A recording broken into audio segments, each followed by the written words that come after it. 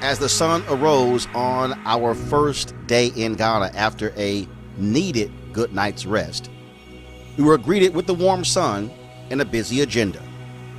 We ventured into the fishing village of Cape Coast to begin our day with a traditional naming ceremony.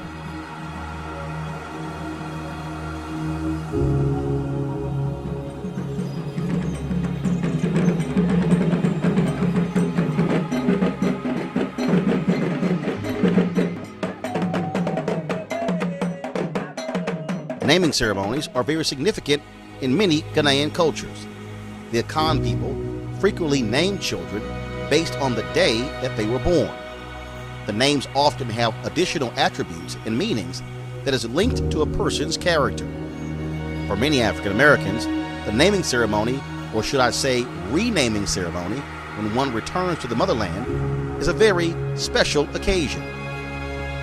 It signifies a welcome home and an adoption of sort to a family on the soil of our ancestors.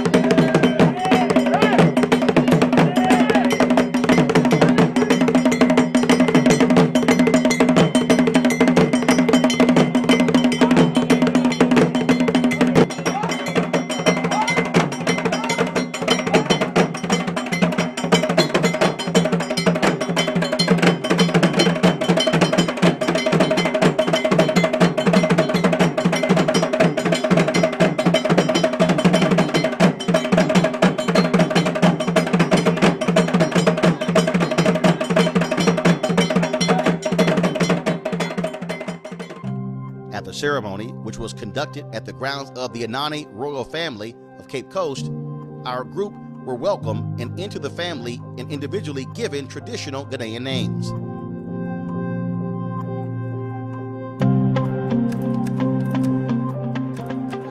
It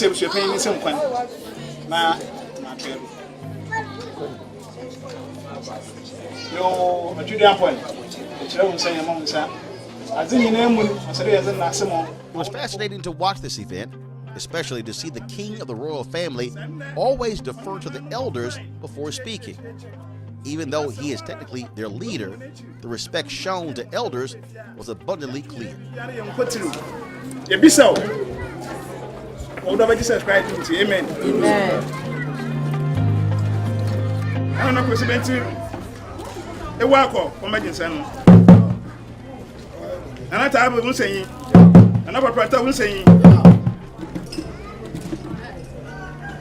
Oh yeah.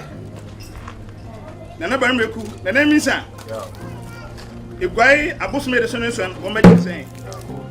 Your Frauana, on your tintin biara. Oh yeah, Henrianum Titin of a fine hen, my minimum hen and I know of a phone great. Let's say, a free assume. My Henrianumi, what the fear in free port 400 years in what made you send me? And I was on go. I wonder what to follow. Pray. In there, yes, one. Oh, yeah. I don't know what's the best to pay. What's say? What you want to do? When I come. So, where would you are? What the fear? A walk of 5 you want to, and I know what you want to. Wabe, Omo Buebushia, Omo Buoba, man, one more Ghana man. your friend one. My hand answer me. Work for one person dream. When you may be obey Biara, one for one, when you want an answer. The one in person, the woman in session.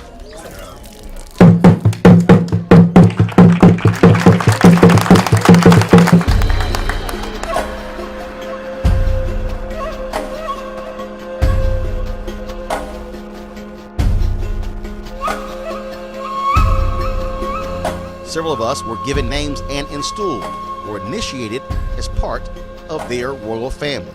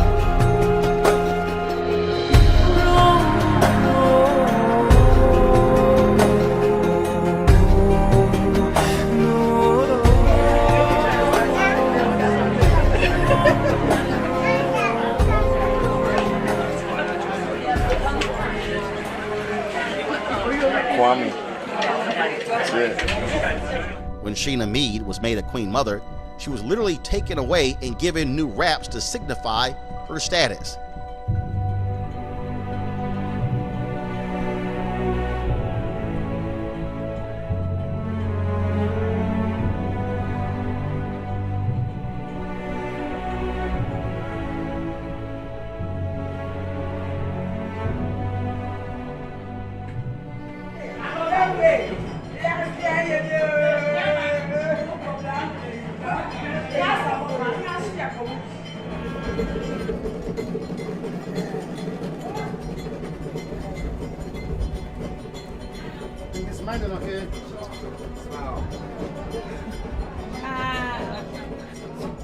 Try not to cry. Yeah, I'm going to dance. I will dance. I will cry and dance.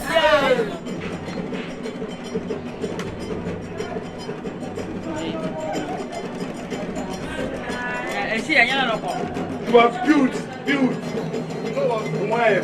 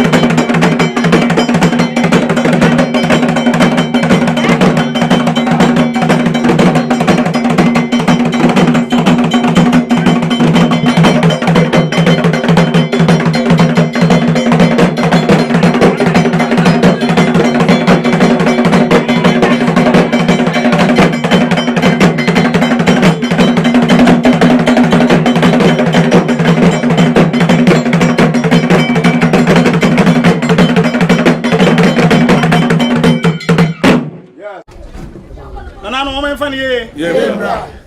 Ain't can bro from American Infante. We're gonna try and say this in Fanti. Emi. Manana. Nye. Opinion. Kweku. Anafor. Manana. Nye. Oba opinion. Techiwa. Yeah. Wait the model. There. In the day. Or said there. Midnight. Emi. Nana Ekuwa Techiwa.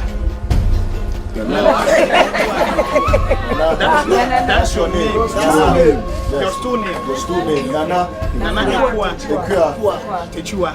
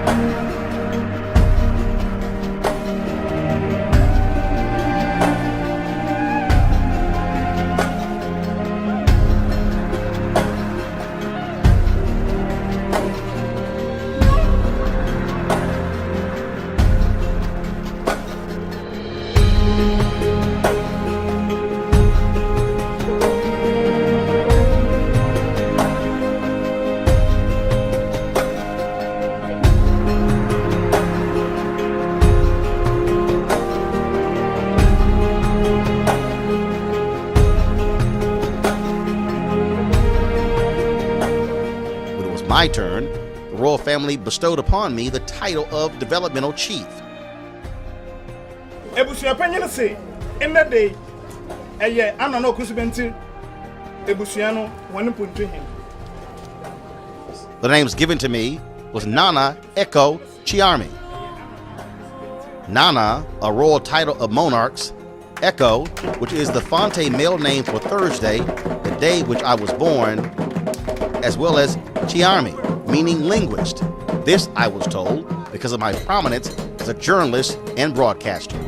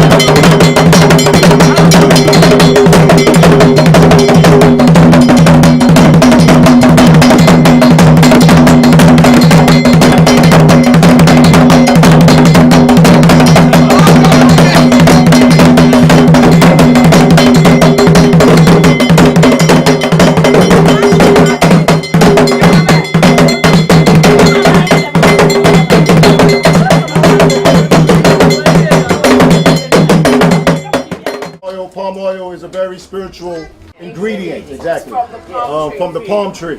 And we use that and we mix it with the pounded yam, we mash the yam, and then the egg also carries significance, spiritual significance. But first, before we take part, we have the Queen Mother is going to feed them.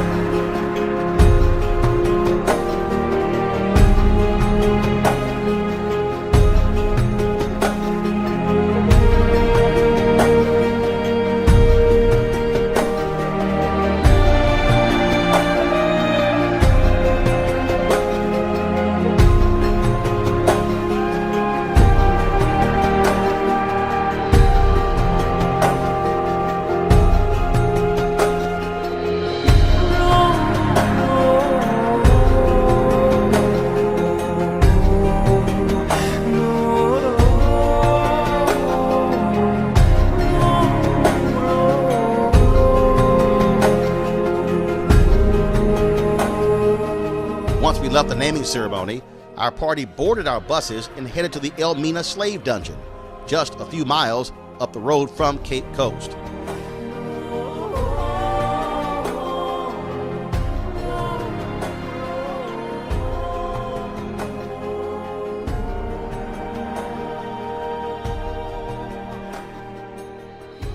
It had been 11 years since I was first there, and the sense of dread was still there as I stepped foot into a place which was the last time enslaved Africans last touched Ghanaian soil before being packed in slave ships to a life of misery, agony, and separation from their family and homeland forever. We understand in 1471 was the first time ever they came to the coast of West Africa. And they came with the idea to trade and to spread the gospel. The major commodity they were interested in was the gold. And when they came here, they had a lot of gold from this area. They were led by one captain called Don Diego de Azambuja. He came here with 600 soldiers, including masons, artisans, and so forth. Then he started building here as a fort, which eventually became a castle. Initially, all the rooms on the ground floor were their storerooms or warehouses. But in 16th centuries, precisely 1500, they changed their mind from the gold, the ivory, spices into human trade or the evil trade. So he would just simply look down the courtyard and he would say he would pick which one he wanted. Yeah. After he has picked, you have to wash it, then straight to bed.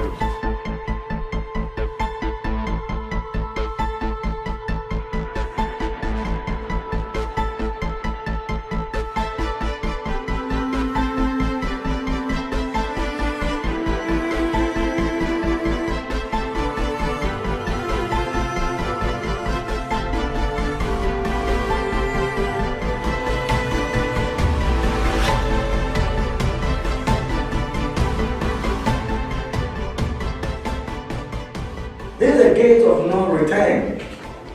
This is the door that is the story. The door that says the history. Door of no return. It is here that Africans love their respect. They are beginning to culture language. In those days, the sea was very close, touching the castle and Maker's eye. And as I receded, So when the ships came, a small boat was brought here. There was a staircase. They extended slowly to a smaller boat. From here to the bigger ships.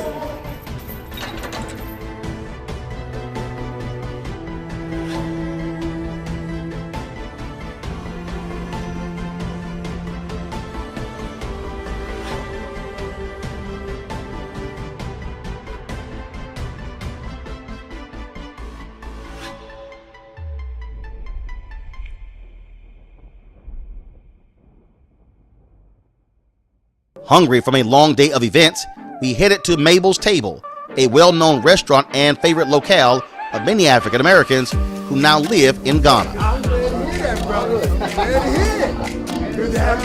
There I sat with a number of brothers and sisters who described what it was like leaving the United States for good. The conversation was fascinating. Where's everybody from? Originally from Mount Vernon, New York. All right. Mount Vernon. So all y'all left Mount Vernon? Y'all don't want to stay in Mount Vernon? What I explain to people all the time is that anywhere around the world, whenever there's a coup, the first thing they get control of is the military. Second thing is media. Not banks, not poor, it's media. And so that's why the media narrative is so important, because that's the framing. So if you hear, that's all you see, and then if you think about in the United States, all you've often seen about Africa have been starving children. Absolutely. So that becomes the dominant focus. So either starving children, famine, or sickness, Ebola, wars. Yes, I think that's a nail on the head in terms of the family concerns of those who move here. The first thing families are concerned with is your safety. They think you're going to a dangerous place. You know, whether it's a sickness, whether it is conflict on the ground, associations, but the main concern is about safety and welfare. But first of all, most of them act like Africa is a country. Yes, absolutely. Absolutely. Yes, everything is lumped I'm in like, together. yeah, you know it's a continent. Yes. I'm like, it's kind of large.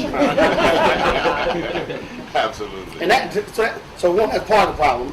That there's a continent. It's a multiple number of countries, and there are some countries that are totally different than others in terms of democratic role, Absolutely. in terms of whether you're talking about Zimbabwe or South Africa or Sudan. I mean, it's just, and most people have no idea. They probably can't find it on a map. Yeah. We get that all the time. Something happens in Somalia, you get calls from family members, are you all right? You're like, you know that's over there. That's the equivalent of something happening in Chicago and you live in Oakland. Absolutely, absolutely. When they had the Ebola outbreak, not one single case came to Ghana. But people calling you from all over, concerned that, you know, it was all over the African continent. They don't bother to find out what country in Africa, the proximity to where you are. The assumption is that you're in Africa, so you may be infected. So are you all right? So when there's a flu outbreak in the United States, you don't call nobody. Absolutely. Several of us had to cancel, well, the groups, the people who were going on the trip, to cancel the trip because they were afraid with Ebola. And even though we had a seminar, a workshop, and we showed them on the map, the distance and how long it would take to get from Ghana to where the Ebola, and there was Ebola in the United States. 2 cases, I think 2 deaths. And nobody was leaving America. And we told them there's none in Ghana. Ghana didn't have not one Ebola, but they refused to come. So we had to cancel all the trips. Wow. In fact, that's one of the dynamic, you know, accomplishments, positive accomplishments of this year of return. It is giving people the opportunity to make a choice to come this year, because we've had to go through the SARS scares of the, 2001, 2002. We had to go through the Ebola scares. We had to go through the HIV scares, and so it seriously affected tourism on the African continent in general, because of this concept that Africa is a country and not a continent. So the whole idea that people have chosen a time period to accept an invitation to come and check out Africa, and some of the results are phenomenal in terms of what the impact of just touching this soil has done. People coming here to see for themselves, because they all have been misinformed by the propaganda that's overtaken their mind, their concept, and their image of what Africa is. One of the things that, again, when you talk about when you don't know, you don't know. It amazes me. There are people who just really don't go outside of their own narrow space. And one of the people forget, African Americans watch TV more than anybody else.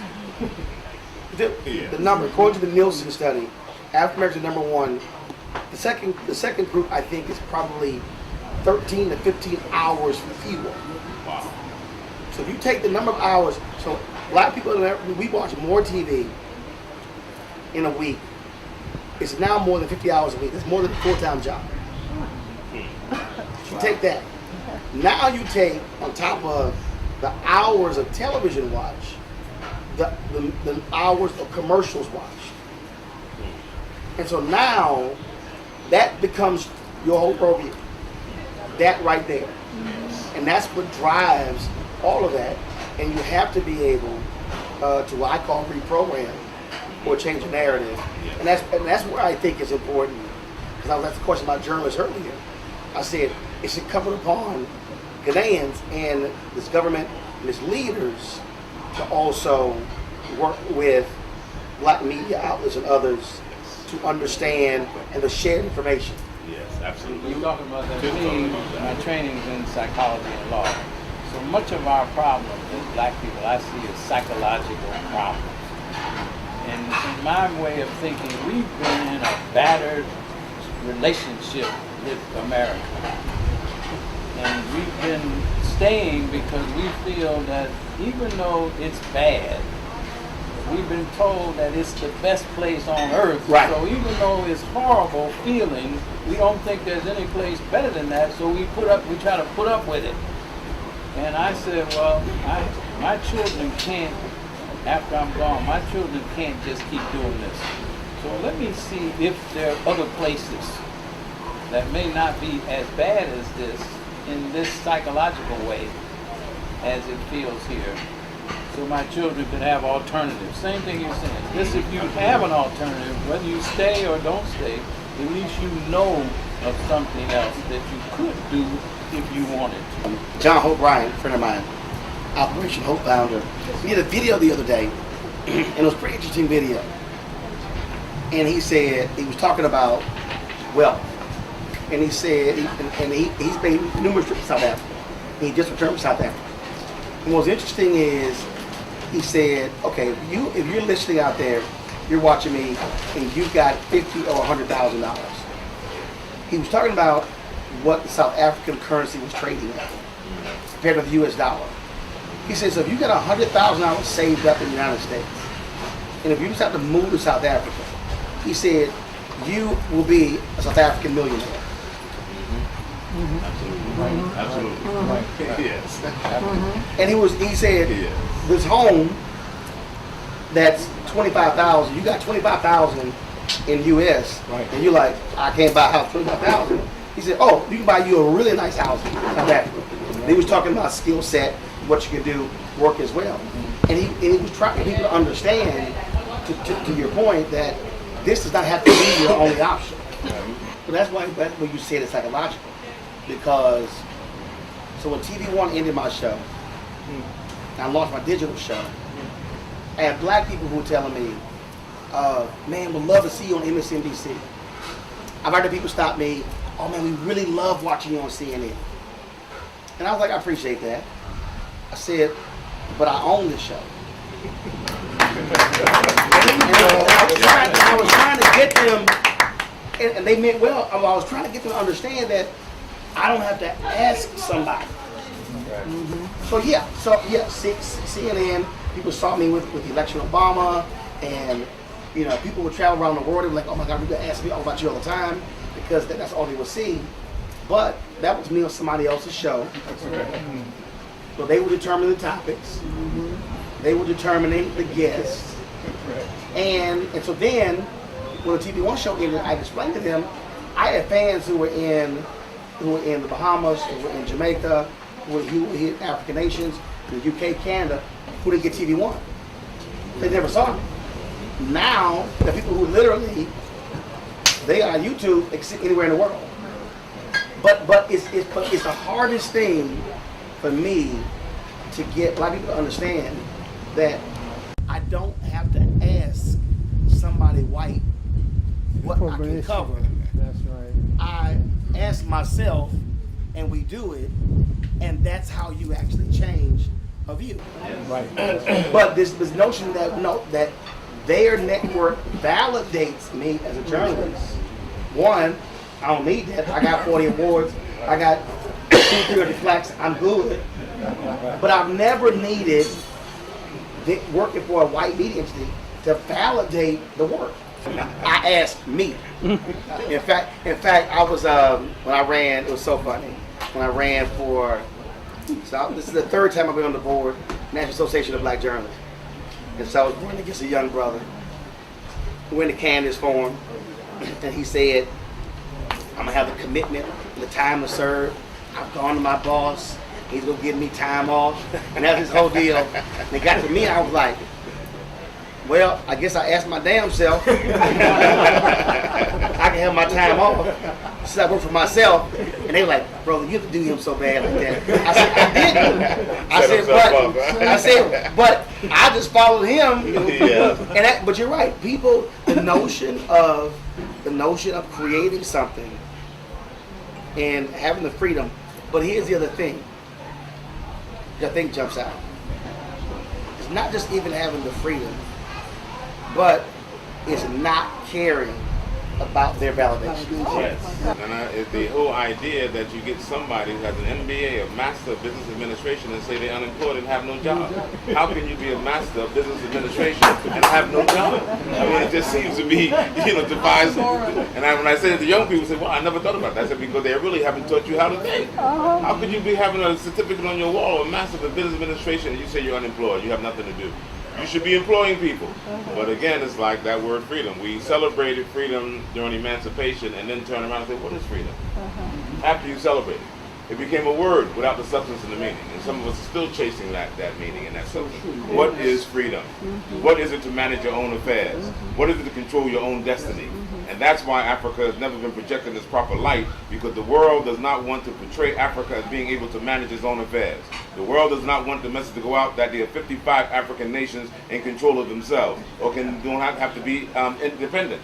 So even our leaders do not have the concept that they don't have to depend on the world. Right. They even accepted the narrative that they have to depend on the West for subsidy, when the West is depending on them. But whoever controls the narrative controls the vision that's inside the mind. So we got to control the narrative. We got to change the narrative, and that's been one of the themes of the year of return. We've got to control the narrative. We got to take control of the narrative, and it can't happen until we can take control of the mediums that control the narrative, with the images in our mind. You got to. What do you think needs to happen for Ghanaians and Africans to connect with African Americans and be able to work together, invest? What has to happen? Well, I think part of what is happening this year and what is happening now, we need to share more information about each other, because we've been misinformed about each other's experience.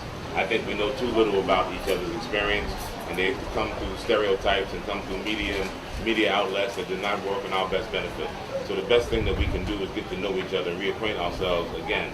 Learn to respect each other and know that we got more in common than we have in difference. When we develop proper relationships, I think we begin to progress together naturally. A natural thing begins to happen. But we've been suspicious of each other. We've lacked the trust that we need in each other. And we have to build those things, not to superimpose that they exist when they don't exist. If they don't exist, we have to acknowledge that and build it. We have to understand why they don't exist. How can we correct that? And when we begin to build trust in one another, and we share proper narratives, and we remove the stereotypes and the fear that we literally have of each other, then we have the proper setting, a fertile ground to be able to nurture and to build and to progress together. It's natural that we should be together. We've been taught that it's not natural. We've been taught that we concentrate on tribalism, religion, political affiliations. These are the things that still divide us in the communities wherever we are as black people. Not just the relationship of Africa, with African Americans, or Africa with African Diaspora, but even our pocket communities wherever we are. These are the same things that plague us. So when we can get over that and apply that to our relationship, that we have been destined for one another for over 400 years, what we're commemorating now. We've not had proper meetings, that we can have people in 2019 still remembering Tarzan, as their first reference to Africa. It's been indelible in our minds. That means we have a lot of work to do. And it's built down, again, like I said, broke down a lot of trust that we need to build, found new foundations, And from those new foundations, I think we can build whatever skyscrapers we need to build, and imagine after the images that we want them, not according to just copying people, but we can build the world that we think Africa should be and has the potential to be when we trust one another and work with one another. Psychologically, we're all suffering from some syndromes that we don't know about. So if we were computer, the operating system in America has been corrupted by slavery. The operating system in the mind of Ghanaians and Africans has been corrupted by colonialism. So, but we don't know form of slavery. Another form of slavery. But we don't know as we walk around every day that we're trying to use a corrupted hard drive to interact with each other and other people. And we see the world in this corrupted fashion. So to me, the first thing we have to do is acknowledge, like, the first step of AA is to say, I'm an alcoholic. So we got to acknowledge that my view may be clouded, corrupted, incorrect. So let me check myself, let you check yourself, and let's check each other and start from a base where we say, okay, I've got my virus protection removal and I've gotten the corruption out of it. Now I can see you straight and clear. Right. And you can see me straight and clear. Now let's talk about something. Otherwise, we're trying to build on quicksand, and as soon as something doesn't work, which is only going to take 5 minutes because we don't trust each other. Right. So the first thing we say, see, I knew that wasn't going to work. I should have never gotten involved with you in the first place. But we're not even talking the same language. Yep. And as you go around Ghana, you see that, I say all the time, I get in trouble, but Ghana's a neo-colonial British possession. You see it in the infrastructure everywhere. So until we figure out how to make it into a legitimate African legacy, it's going to still be a reflection of Great Britain. Somebody we were talking about that, and I was explaining to them. I said, sure, all the African nations got their freedom. I said, but unlike the United States, France, Britain, the rest of these countries, these African nations actually could not build themselves ground up. So in essence, the nation became independent, but they had to accept all this infrastructure, and that drove it forward. Dorothy Cotton was the only woman in Dr. King's inner circle. I did their last sit-down interview last day before she died. And I didn't read her book till after I interviewed her, and I wish I had it before. But if you want to work with SCLC, I had never known this until reading her book. But she was over the citizenship education program. So if you want to come into SCLC, they would analyze you to see if you need to be reprogrammed. I was reading, I was like, so you couldn't just go work for SCLC. They will bring you in, assess you, and if you need to be reprogrammed, it will reprogram you before they let you go work at SCLC. And I've been saying this on my show for the longest. Is that what you just said? We have to have a complete reprogramming. A complete reprogramming. Otherwise, yes, I'm looking at you based on what I've been taught by somebody else. So that's ugly, and don't look good. I don't like your head wrap. Why you got natural hair? All that sort of stuff, which was somebody else saying that's not good. That's why all these brothers, I had a complete ban on the mention of any Kardashian on my show. A complete ban. And my staff was like, why are you so hard? I said, because one, they have basically become multimillionaires of black culture. Exactly.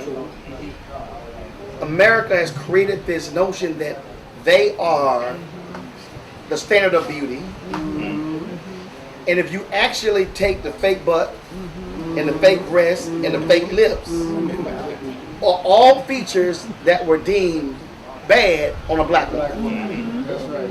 I said, so I ain't gonna hold that up on a black show to be the standard of beauty. And because what I'm now doing is indoctrinating my audience into thinking that's their beauty. I said, y'all can't even mention them on my show. Fantastic. I mean, that's just, but that's the reprogramming. Because we underestimate the fact that, to be enslaved, to enslave a free human being is a program and a process. And to colonize a whole people and continent is a process. So you can't come out of it by signing a document. No, you can't. You got to be reprogrammed, as you're saying. Yeah. And we have not had enough mechanisms to reprogram our minds. And we haven't even decided what we wanted to program as, what we want to program as. But certainly there's got to be a process involved. There's a speech that Dr. King gave, and it's in his book, Chaos or Community. And I hate when I do MLK speeches because they only play 2 of them. Yes. But what you just talked about is, he had one of the speeches where he talked about being black is beautiful. And he talked about when he said, when you said to sign the paper, he said no Lincolnian or Johnsonian Emancipation Proclamation can free you. He said the black man has to sign his own personal Emancipation Proclamation. They do not play that speech a lot. No, they don't. Once we said our goodbyes, we returned to our cruise home base, the home of Michelle McKinney Hammond, a well-known Christian author and minister in the United States. Michelle moved to Ghana in 2011. She and I sat down for a conversation about Ghana and her decision to uproot and make this her new home. So Michelle, what up? You're here. Yes, I'm here. So what was it 2 or 3 years ago? You hit me on WhatsApp and you're like, oh, I'm living in Ghana. And I was like, what? Like, when did that happen? I know everybody's still in a state of shock. They're like, when are you going to get over this madness and come back? I'm like, never. I've been here for 8 years now. Can you believe 8? it? Time flies. So why'd you move back? Well, my dad is Ghanaian. Okay. So I'm part Ghanaian. And he passed away in 2010. Mm-hmm. And I think that he probably had been plotting and planning all his life to get me to move to Ghana. Unfortunately, it happened after he passed on. But when he passed on, he made sure that I was locked into following through on some things that he left behind. Mm-hmm. And after a while of flying back and forth and trying to maintain my life in America and my life here and get things done, I was like, Lord, what do I do? He said, move to Ghana. I said, I rebuke you, Satan. I know that's not you. But 3 weeks later, everything I had was on a container, on the ocean, and here I am, and this is where I've been. So what has been the biggest adjustment for you?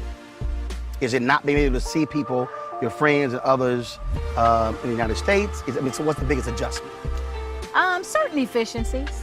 I love the lifestyle here, and after 2 weeks in the States, I'm antsy to get back. But there are certain conveniences that you take for granted, when you live in America, like, oh, the lights always come on and water's always flowing and, little things like Important stuff. Mm-hmm. Important stuff, water and lights. Right. Here you have a generator. And it was funny because the last time I was in America, they had lights out somewhere. And I was laughing because everybody was so freaked out. And here it's like, turn on the generator, So for me, moving into a place and being told, you got to get your own generator, I was like, what's that? Well, sometimes the lights go out. Really? Or I'll never forget the time that the water ran out in my neighborhood. And I had called my landlord and he wasn't responding. So I put on my shower cap and got all my stuff and went to his house and said, I'm here to take a shower. I bet it got fixed real quick. It got fixed after that. Yes, definitely. It is certainly different. Mm-hmm. If you live in the United States, then all of a sudden you're living in a place where black folks are everywhere. Yes, it's true. And my background was in advertising in the States before I became an author and did all the other stuff that I was doing. And for me, it is still, after 8 years, a pleasant experience to drive down any given street and see us on every single billboard. Like when my friends come, they go, where are the white people? And I go, well, they're here. They go, where are they? I say, I don't know. Go to the mall, someplace like that. But to be in a country where you are the majority is a very empowering thing. What do you think is important? You talked about advertising background. Mm-hmm. Do you think that imagery that is what still, unfortunately, drives it for most Americans, definitely African Americans, when they think of African nations. Most definitely, because I get the weirdest questions. I've gotten questions when I've invited people to come and visit, from do you have hot water there, to where do you really live, to should I bring my own wine? And I'm like, and you know, some of the best wine is made in South Africa. I mean, South African wine, hello.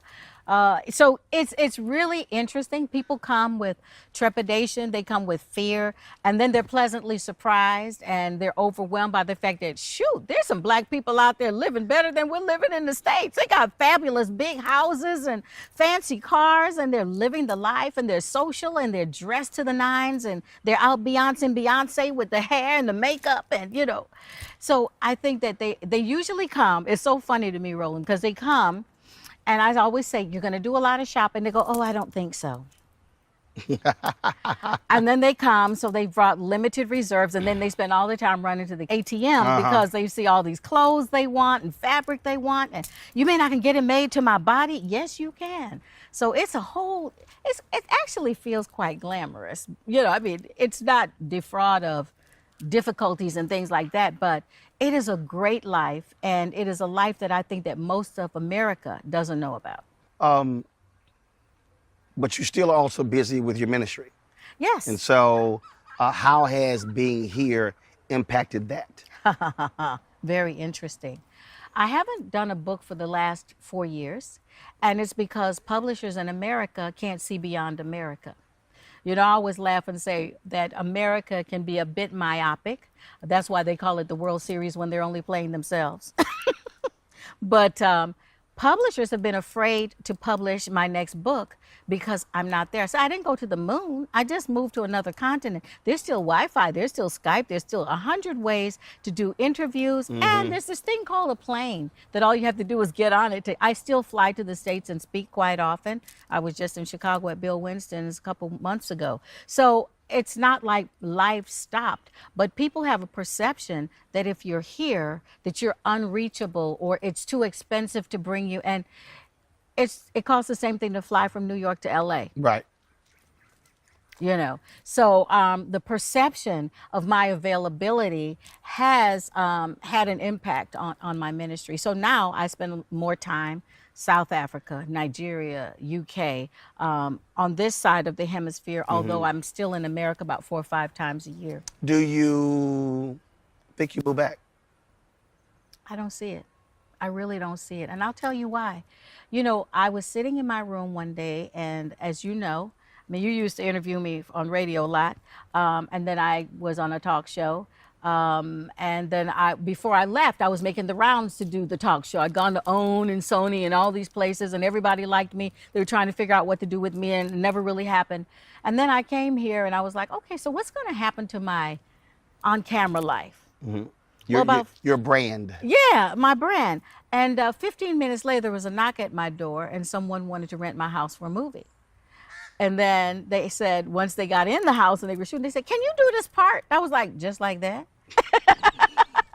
I was like, yes. And so now, like 6 movies later, 3 television series later, I'm acting on top of everything else. And it was, I think that the ground is just much more fertile for living your dreams and doing whatever you want to do. I mean, the field is wide open.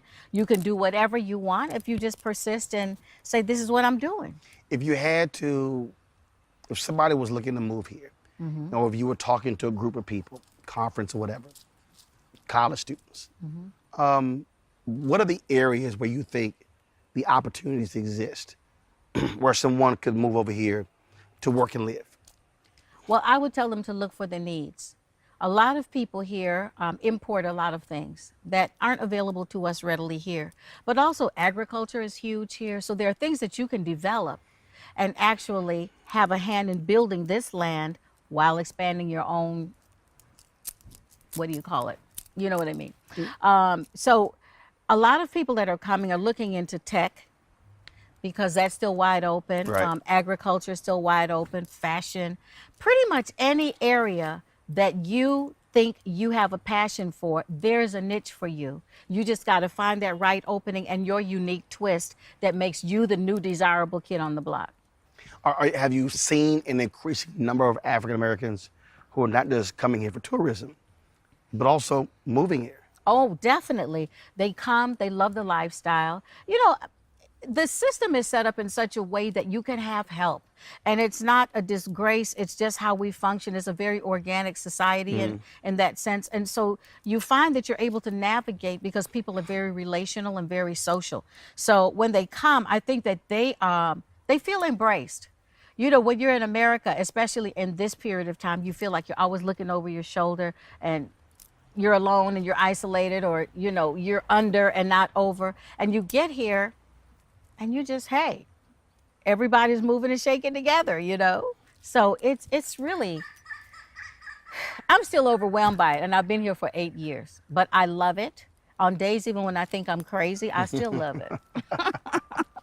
Well, first of all, you have, of course, being here, you can wake up to, of course, gorgeous ocean view as well. Yes. And the sound of those waves. So certainly not a bad place to reside. No, not at all. But, you know, also there's the food. There are, I don't know. I don't know how to explain this to you, Roland, but we're very social. So there's always something to do. There's always a fashion crisis because people are dressed. And I think that African women are probably more beauty conscious than the rest of the world. They spend a lot of time on dressing and perfecting themselves, and they love to go out and socialize and do all these types of things. And everything is a reason for a celebration. You know, christenings, funerals could take a week to several months. Weddings can too. And then there are those destination celebrations where you can't just do your birthday at home. You've got to go to Greece or Italy and have a 4-day party. And that's not the life that most people see when they think of Africa and Black people. So it is a completely different type of life, but it's wonderful. Sounds good. Thank you. We straight.